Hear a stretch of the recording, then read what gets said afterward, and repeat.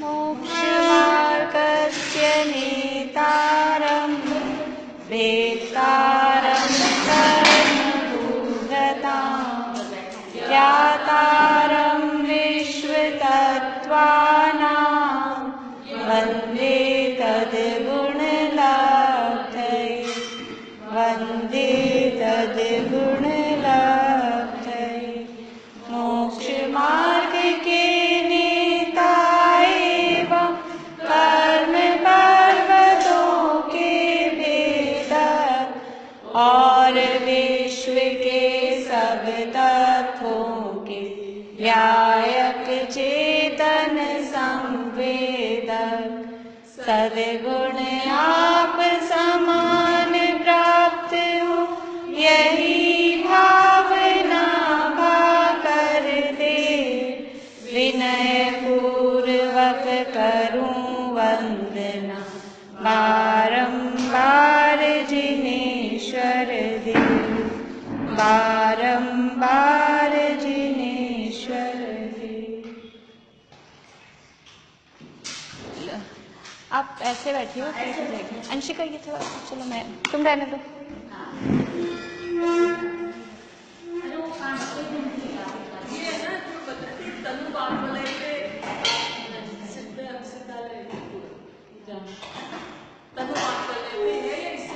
नहीं इससे ऊपर नहीं, तनुवाद वाले नहीं।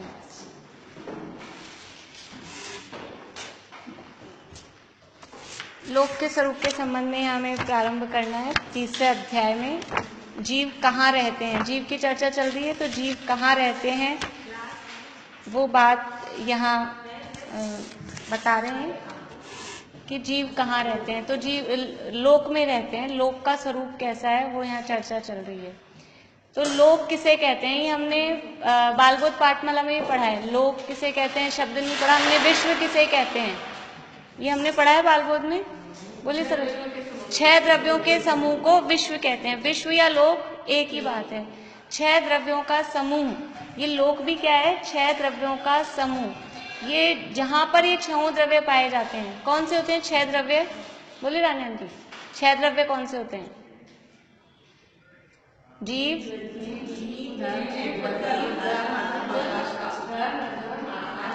जीव, पुद्गल, धर्म, अधर्म, आकाश और काल, ये 6 द्रव्य हैं। ये 6 द्रव्य जहां इनका समूह जहां पाए जाते हैं उसे लोक कहते हैं। ये लोक है कहां पर, किस जगह पर है लोक? जम्बूद्वीप में। हाँ तो पूरा 3 लोक कहाँ है? वो तो है, लेकिन है कहाँ पर? जगह, प्लेस पूछ रही हूँ, किस जगह पर है? दहाईद्वीप और जम्बूद्वीप तो लोक में है। लोक कहाँ है? ये 3 बात पूरा लोक का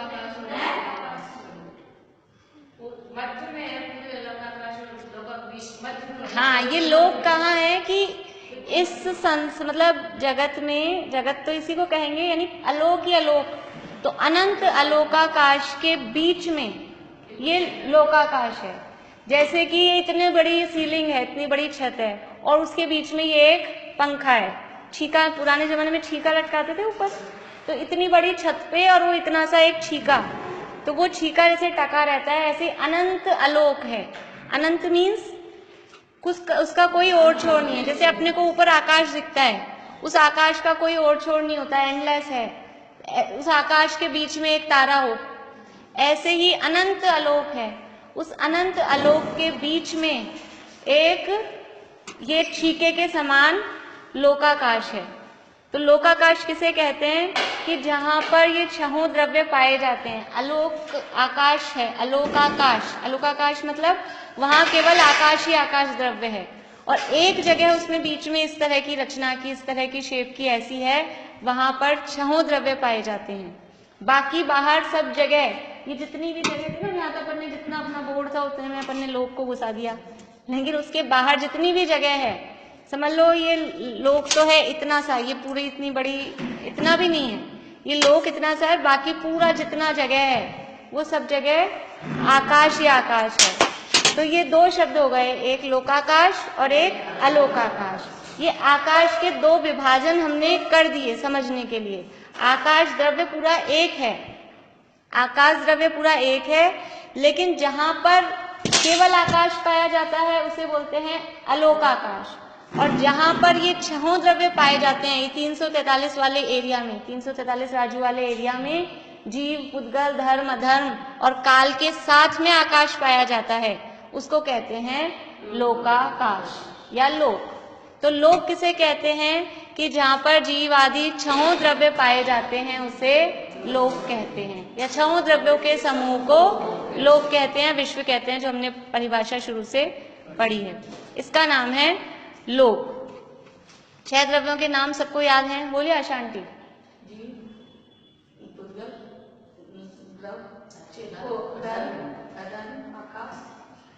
काल, ये 6 द्रव्य सबको याद हैं? बोलिए। जीव, नहीं जीव, आकाश, ये छहों द्रव्य जहां पाए जाते हैं उसे क्या कहते हैं? लोक। और जहां पर ये छहों द्रव्य नहीं पाए जाते उसे अलोक या अलोकाकाश कहते हैं। अब है कि ये लोक को किसने बनाया?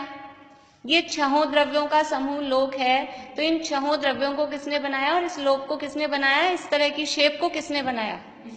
किसने बनाया? किसी ने नहीं बनाया, हमने, क्योंकि हाँ हमने तो सुना हुआ है पहले से ही, ये किसी ने बनाया नहीं। लेकिन दुनिया में ऐसी कल्पना चलती है, ब्रह्मा जी ने दुनिया को बनाया।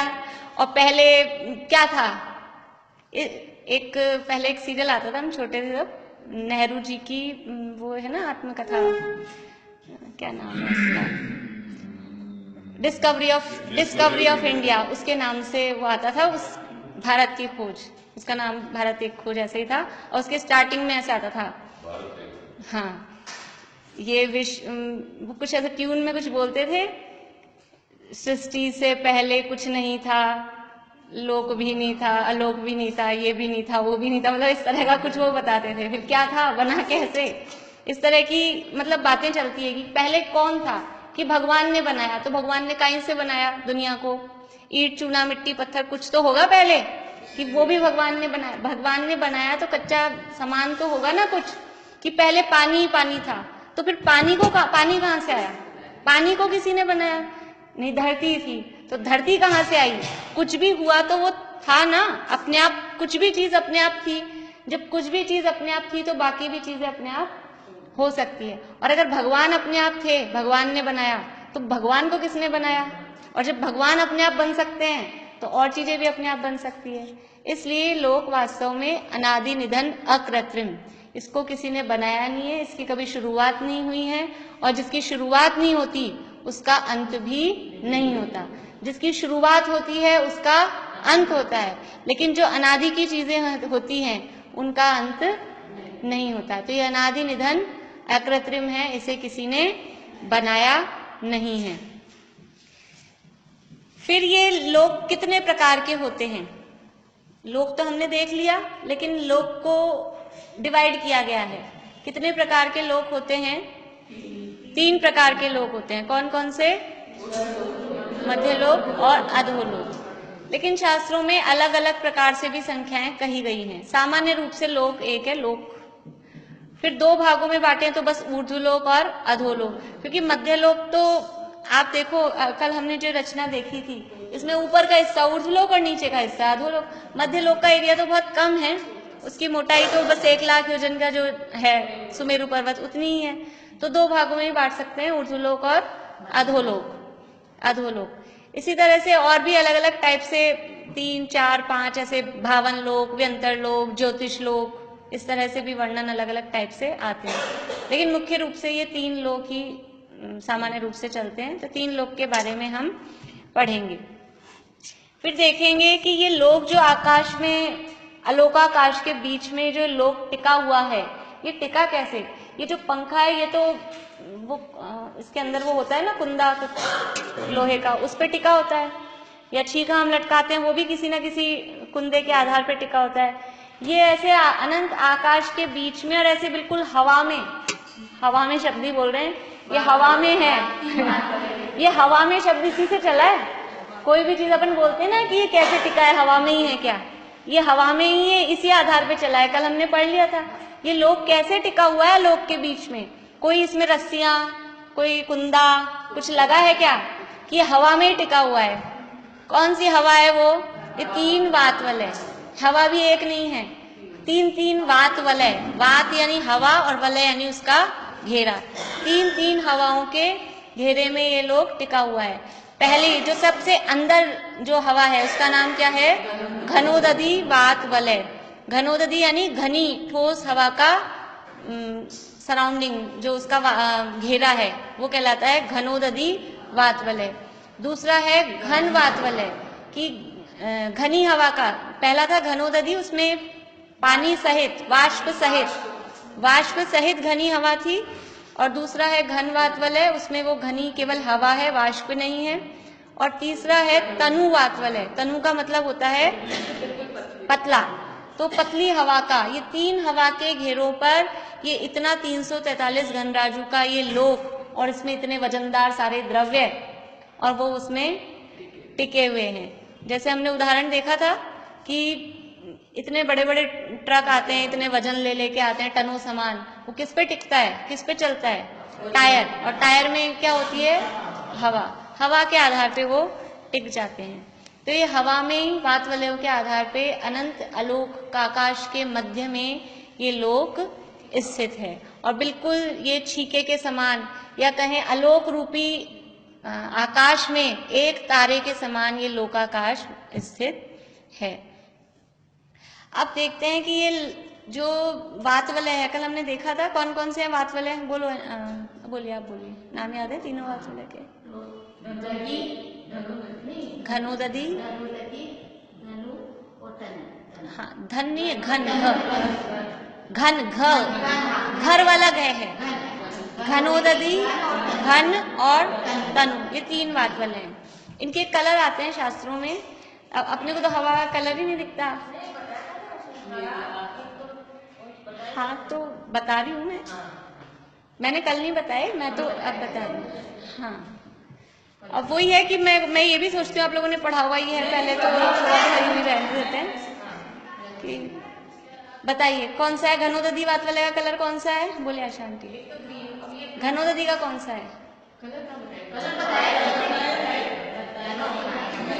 हाँ, घनोदधि का कौन सा है?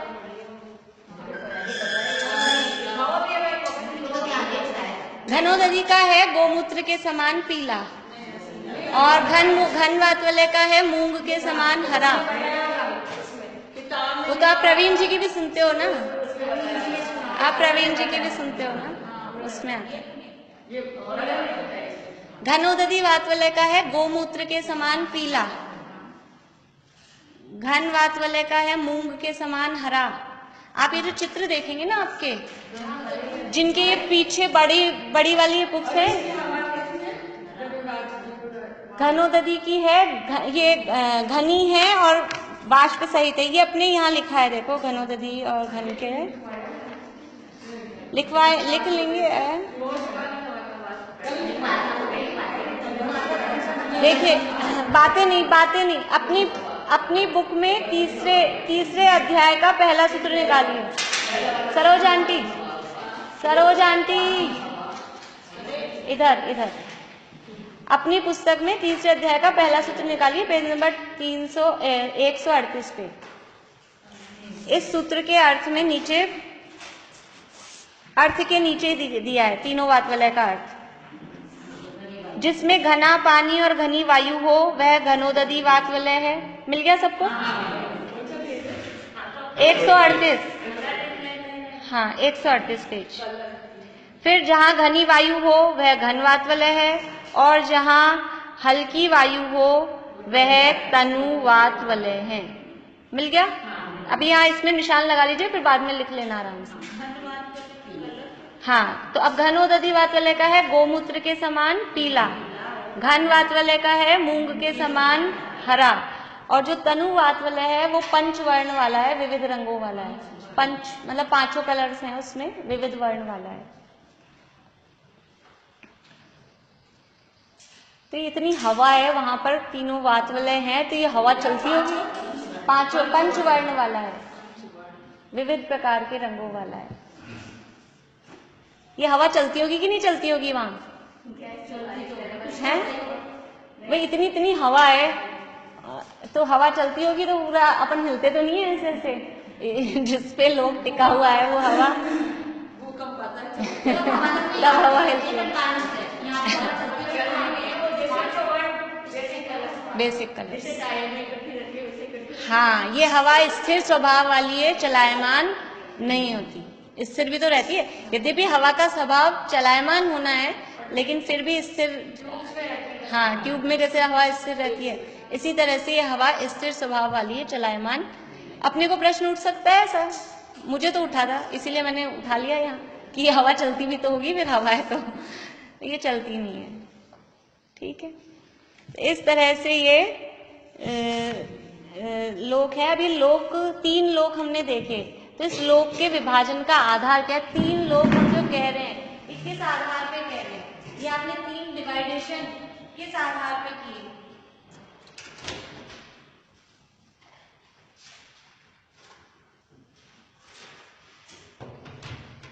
ये ऊर्ध्वलोक है, ये मध्यलोक है, ये अधोलोक है। इसके ये डिवाइडेशन का आधार क्या है? ये किस आधार पे डिवाइड किया आपने? यहाँ से यहाँ तक का जो किया आपने, यहाँ से यहाँ तक कर देते सुमेरु पर्वत। हाँ, तो ये लोक के विभाजन का आधार है सुमेरु पर्वत है। तीनों लोक के बीचों बीच ये पूरे लोक का सेंटर पॉइंट, देखो लोक के आकार की उपमा दी है हमने पुरुषाकार, मनुष्य के आकार। तो मनुष्य का शरीर का सेंटर पॉइंट क्या होता है? नाभि। मनुष्य के शरीर का सेंटर पॉइंट नाभि होता है। उसी तरह से इस लोक का सेंटर पॉइंट, लोक के मध्य भाग वो क्या है? लोक की नाभि के समान एक सुमेरु पर्वत यहाँ एकदम बीच में है। इस सुमेरु पर्वत के आधार से ही सुमेरु पर्वत के नीचे का हिस्सा अधोलोक, सुमेरु पर्वत के ऊपर का हिस्सा ऊर्ध्वलोक, और जितना सुमेरु पर्वत है, जितना सुमेरु पर्वत है उतना हिस्सा मध्यलोक कहलाता है।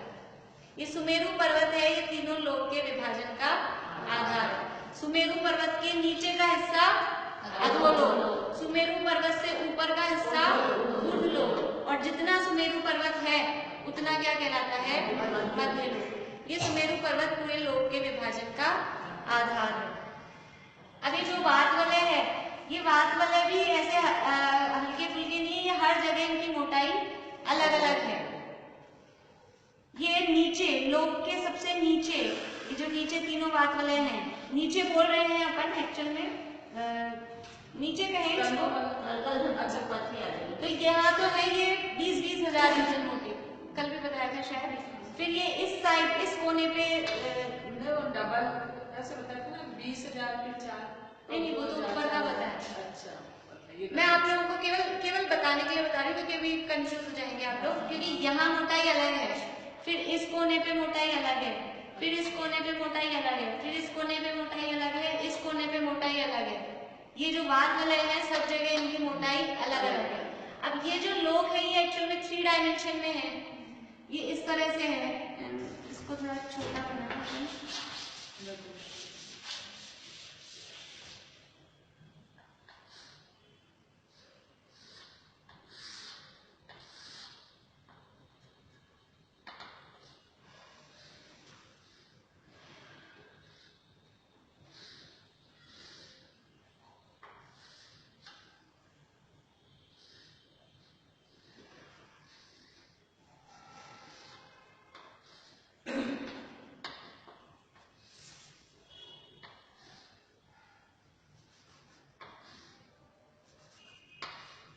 तरह का है, अभी थोड़ा एग्जैक्ट नहीं बन पा रहा।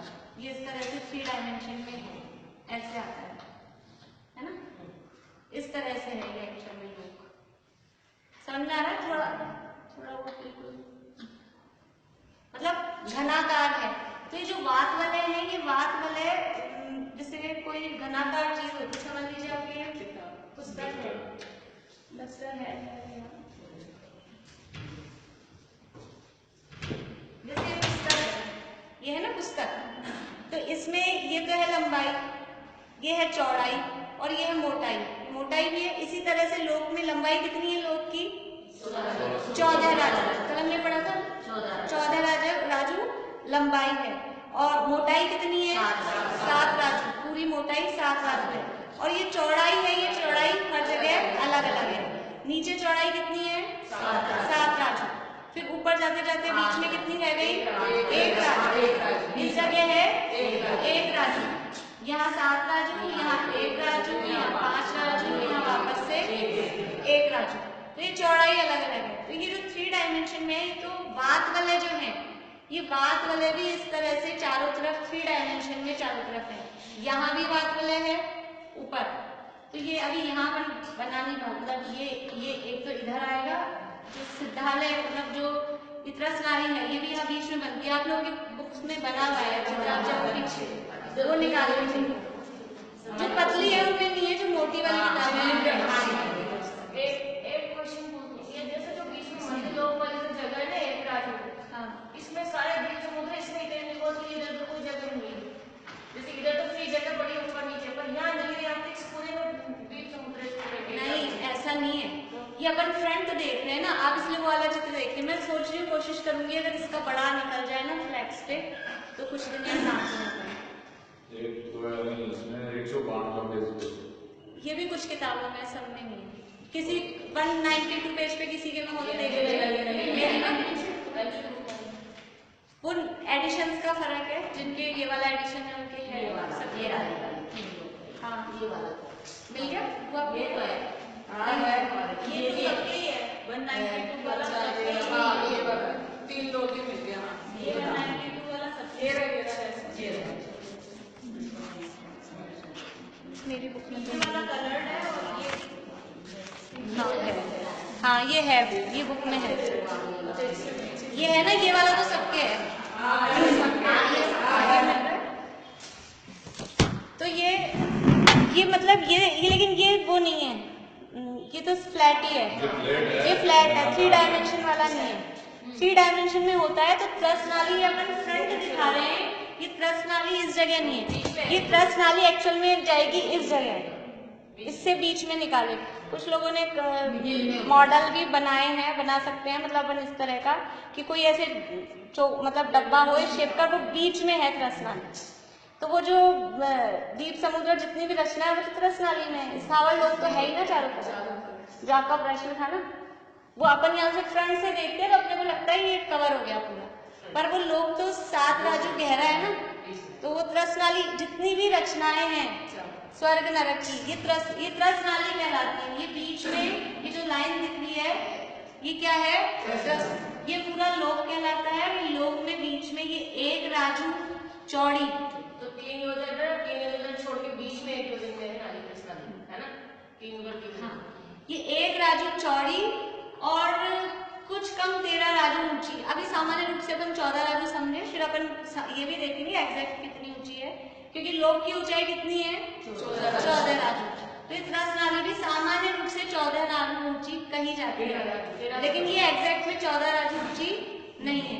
ये कुछ कम 13 राजू ऊंची त्रस नाली। इसका नाम त्रस नाली क्यों है? क्योंकि त्रस जीव इसमें पाए जाते हैं। नाली की जैसी है, 1 राजू चौड़ी और चौकोर है। 1 राजू चौड़ी, 13 राजू ऊंची और 1 राजू इसकी मोटाई है। तो बीच में इस तरह से समझ लीजिए, इसके बीच में यहाँ पर ये पूरी नीचे तक एक निकली हो तो ये त्रस नाली कहलाती है। त्रस जीव ही इसमें पाए जाते हैं, इसलिए इसको कहते हैं त्रस नाली। त्रस किसे कहते हैं? त्रस किसे कहते हैं? हाँ, अभी तो पढ़ा था अपन ने 2 से लेके 25 तक के जीव त्रस कहलाते हैं। तो जो त्रस जीव है वो इसमें पाए जाते हैं। तो क्या इसमें एक इंद्रिय जीव नहीं पाए जाएंगे? एक इंद्रिय जीव पाए जाएंगे, लेकिन त्रस जीव इसी में पाए जाएंगे, इसके अलावा त्रस जीव कहीं नहीं पाए जाएंगे, इसलिए इसको कहते हैं त्रस नाली।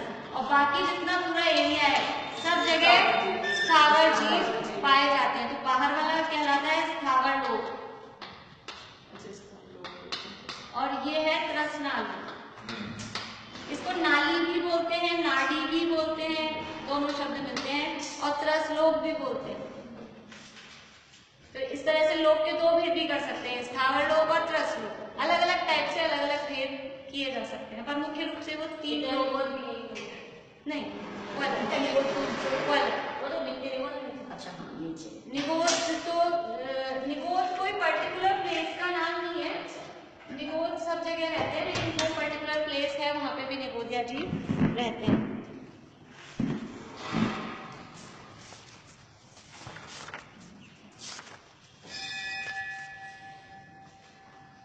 तो इस तरह से ये समझ लीजिए, इसी में से पहले अपन ये अब सूत्र चालू करते हैं, फिर आगे धीरे धीरे जो भी रचना होगी वो अपन पढ़ेंगे। देखिए पहला सूत्र, अधोलोक में 7 नरक है। अब सबसे पहले रचना कौन सी चाहिए, तो लोक का हमने पढ़ लिया सामान्य स्वरूप, इसमें डिटेल बहुत है लेकिन अपने लिए इतनी बहुत है, इसके क्षेत्रफल वगैरह मैथमेटिक्स है, ऊर्ध्व लोक का कितना है, अधोलोक का कितना है, वो कैलकुलेशंस है, वो अपने को हाँ फिर कोई मतलब नहीं है दिमाग लगाने से इसलिए अपन ने कल वो टोटल देख लिया था 343 घन राजू, ये लोक का क्षेत्रफल है, पूरे लोक का। क्षेत्रफल कैसे निकालेंगे, लंबाई गुणा चौड़ाई गुणा मोटाई या गहराई। तो लंबाई कितनी है 14 राजू, और मोटाई या गहराई कितनी है 7 राजू, और चौड़ाई सब जगह अलग अलग है, 7 है, 1 है, 5 है और 1 है। तो इनका एवरेज निकालेंगे, 7 + 1 + 5 + 1 अपॉन 4, एवरेज ऐसे ही निकालेंगे, जितनी संख्याओं सबको जोड़ के उसका भाग दे दिया। तो 14 आए, 14 में 4 का भाग लगाया तो कितना आ गया 3.5। तो 14 गुणा 7 गुणा 3.5 3.5, तो वो आ जाएगा 343 343 घन राजू। ये पूरे लोक का एरिया, क्षेत्रफल, घनफल ये लोक का निकलता है। अब इस हाँ नहीं, घनफल का मतलब होता है लंबाई चौड़ाई मोटाई तीनों निकले, क्षेत्रफल में केवल लंबाई और चौड़ाई होती है। कभी कभी अपन केवल, जैसे अपन साड़ी अपन बोलते कितने मीटर की है, तो 5.5 मीटर की है, तो अपन केवल लंबाई देख रहे हैं, है ना। और अपन ने कोई जमीन ली तो अपन स्क्वायर फीट, 200 स्क्वायर फीट है, उसमें लंबाई और चौड़ाई दोनों देखते हैं। लेकिन अभी समझ लो अपने को जो बच्चों का स्क्वायर आता है ना, वो क्यूब नहीं होते, बच्चे नहीं खेलते आपके, क्यूब घन है। और ऐसा है अपनी ये अपने को समझ लो पूरे मंदिर में जमीन पे भी, दीवारों पे भी, छत पे भी, सब जगह मार्बल लगाना है, मान लो ऐसा है, तो वो किस हिसाब से लेगा, वो स्क्वायर फीट। अभी तो स्क्वायर फीट में बीच की जगह खाली नहीं आई, लेकिन उसमें ये भी ले रहे हैं, ये भी ले रहे हैं, वो भी ले रहे हैं सारा, तो वो स्क्वायर फीट के हिसाब से लेता है। मतलब ये अपन काम कराओ ना कलर वलर, तो वो उस हिसाब से लेते हैं, वो कितने स्क्वायर फीट है कि खाली लंबाई है, हाँ वो वॉल्यूम उस हिसाब से लेते हैं। तो यहाँ सबसे पहले अधोलोक की चर्चा चालू कर रहे हैं। सबसे पहले अधोलोक की चर्चा क्यों चालू कर रहे हैं कि पहले एक बार अधोलोक में क्या है कि जरा खतरा है ज्यादा पसंद आने वाली चीज नहीं है। तो ऐसा होता है, जनरल टेंडेंसी होती है, थाली लगी हो भोजन की तो सबसे पहले कौन सी चीज खाते हैं, हाँ वो सबकी अपनी अपनी है, लेकिन ज्यादातर लोग ऐसे करते हैं कि जो कम पसंद है वो पहले खा लो, इसको पहले निपटा लो, और जो पसंद है उसको बाद में आराम से स्वाद ले लेके तो यहाँ पे क्या है कि पहले, और एक ये भी समझ लो मानव प्रकृति है कि नीचे से ऊपर हम उठना चाहते हैं, ऊपर से नीचे नहीं जाना चाहते। तो पहले नीचे की बात कर ली अधो की, फिर धीरे धीरे ऊपर उठ के फिर सीधे सिद्धशिला में लास्ट में जाएंगे। तो ये जैसे 6 डाला में पढ़ा अपन ने, तो पहले 4 गतियों का वर्णन, फिर दुखों का वर्णन, फिर एंड में जाके 6ठी डाल में मुनिराज का और मोक्ष का वर्णन। तो यही एक क्रम होता है। तो यहाँ सबसे पहले अधोलोक का वर्णन प्रारंभ कर रहे हैं। अधोलोक में 7 नरक हैं जिनका स्वरूप इस प्रकार है। देखिए पूरे लोक में पृथ्वियां हैं, पूरे लोक में 8 पृथ्वियां हैं। पृथ्वी किसे कहते हैं, पृथ्वी कहते हैं जो लोक के एक सिरे से दूसरे सिरे को टच करे। सिरा मतलब अंशिका तुम्हारी बुक देना,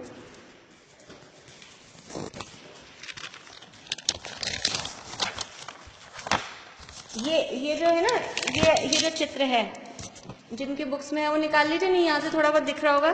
तो ये आपको ये लाइन बड़ी बड़ी पूरी दिख रही है, ये यहाँ से यहाँ तक दिख रही है, अलग अलग कलर की। नीचे की तरफ जो ये नीचे येलो कलर में जो अधोलोक बना हुआ है, इसमें एक तो रेड पिंक है सबसे पहले, फिर व्हाइट है, ये इस तरह से लाइन दिख रही है पूरी।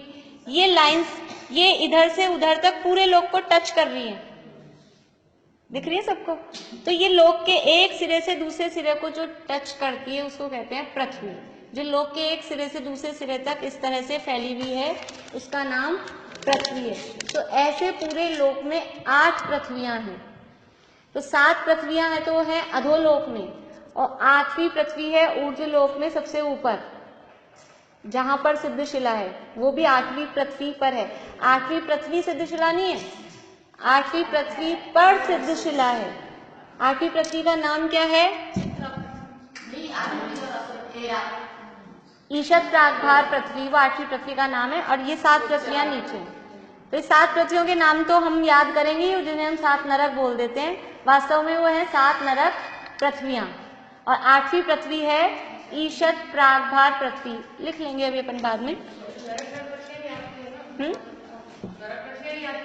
हाँ और अपन नहीं बोलते पूजा में अष्टम वसुधा पाने को कर्मे या 8 द्रव्य लिए। कौन सी है वो अष्टम वसुधा?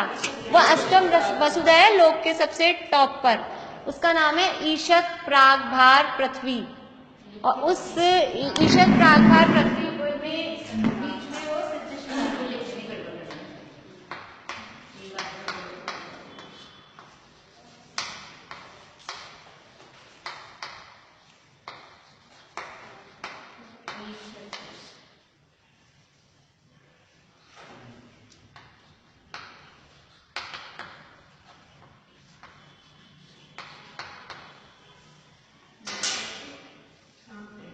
ईशत प्राग आधा ग है या फिर आधा क भी लिख सकते हैं, दोनों चलता है। हाँ, आधा क भी चलता है, आधा ग भी चलता है। ईशत प्राग भार पृथ्वी। पृथ्वी किसे कहते हैं? जो लोक के एक सिरे से दूसरे सिरे तक टच करे, दूसरे सिरे तक पूरी फैली हुई हो, उसे पृथ्वी कहते हैं। तो अधोलोक में 7 पृथ्वियां हैं, जिन्हें हम 7 नरक पृथ्वियां कहते हैं। देखिए उनके नाम यहाँ बता रहे हैं। सबसे पहले सूत्र बुलवाती हूँ। रत्न शर्करा बालुका, बोलिए। रत्न शर्करा बालुका, पंक धूम तमो महातमः प्रभा, पंक धूम तमो महातमः प्रभा। आवाज क्यों नहीं आ रही? पंक धूम तमो महातमः प्रभा, भूमयो घनाम्बु वाताकाश, भूमयो घनाम्बु वाताकाश, प्रतिष्ठा सप्ताधोधः।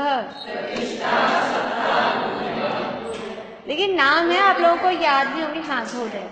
नाम होंगे 7 नरकों के नाम याद होंगे। ये प्रभा शब्द जो लास्ट में आया था वो सबके साथ लगाना है। रत्न प्रभा, शर्करा प्रभा, बालुका प्रभा, पंक प्रभा, धूम प्रभा, तम प्रभा और महातम प्रभा। नाम है। प्रभा भूमियों, ये भूमियां हैं। और फिर कैसी हैं? घन अम्बु वात, घनाम्बु, घनी अम्बु पानी, घनोदधि, वात यानी हवा, और आकाश यानी घनी हवा, घना पानी, और आकाश पर वो प्रतिष्ठित उसके आधार से हैं। सप्त अधो अधय, 7 हैं और अधो अधय, एक के नीचे एक हैं। कोई कहे अधोलोक में 7 पृथ्वियां हैं, तो पहली कहाँ से चालू करनी है? पहली पृथ्वी कौन सी? तो हम नीचे से चालू करेंगे भी। और होना भी ऐसे अजीब सा नहीं लगता है? पहली पृथ्वी तो है, समझ लो ये है, तो पहली पृथ्वी तो यहाँ, पहली, दूसरी, तीसरी, चौथी, 5वीं, 6ठी, 7वीं और फिर 8वीं यहाँ। तो इससे तो अच्छा ऐसे करो ना, पहली, दूसरी, तीसरी, चौथी, 5वीं, 6ठी और फिर 7वीं और फिर 8वीं यहाँ। ऐसे करना चाहिए। लेकिन ये किसने, ये कैसे पता लगा कि पहली यहाँ है, 7वीं यहाँ है, फिर 8वीं यहाँ है? कि उन्होंने लिखा है अधो अधय, एक के नीचे एक हैं। ये 7 पृथ्वियां हैं, अधोलोक में हैं और एक के नीचे एक हैं। इसका मतलब है सबसे पहले रत्न प्रभा, फिर उसके नीचे शर्करा प्रभा, फिर बालुका प्रभा, फिर पंक प्रभा, फिर तम प्रभा, फिर धूम प्रभा, तम प्रभा और फिर महातम प्रभा। इस तरह से ये अधोलोक में 7 पृथ्वियां एक के नीचे एक हैं। और कैसे हैं कि ये घनाम्बू, ये जो वातवलय हैं, घनोदधी वातवलय, घन वातवलय और तनु वातवलय, ये तीनों वातवलय और आकाश के आधार पर हैं। यानी ये वातवलय लोक के चारों तरफ तो है ही है, लोक के बाहर में वहां तो है ही।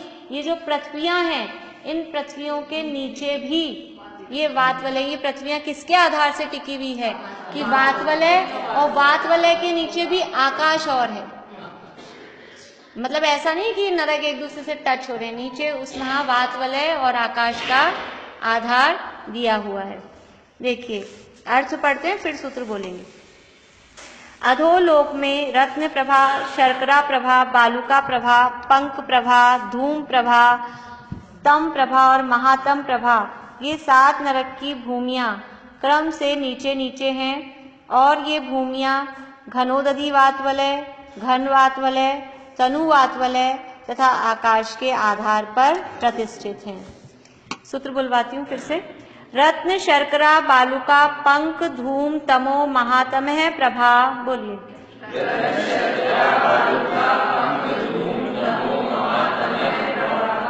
भूमयो घनाम्बु वाताकाश प्रतिष्ठः सप्ताधोधः।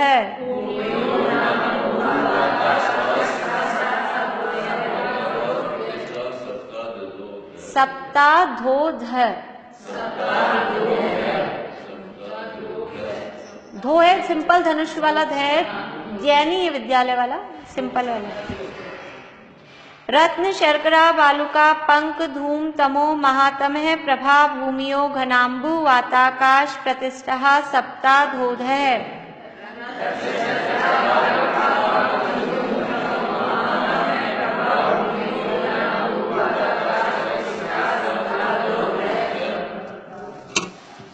चलिए, इस तरह से पहला सूत्र अभी अपन ने पढ़ना सीखा है। कल रखनी है कि नहीं रखनी है वो कैसे भी आप बता दीजिए।